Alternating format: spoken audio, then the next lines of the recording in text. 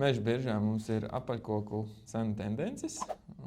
Mēs jau ilgāku laiku apkopojam cenas par apaļkoku. Tad šobrīd esam izveidojuši tādu labu pārskatu, tirgus pulss, pieprasītākiem sortimentiem, kādas ir cenu virzība pēdējo nedēļu laikā, kas ir augstākā cena, aktīvākais kāpums, kas šajā gadījumā, protams, ir uz šo brīdi bāžu papīra malka.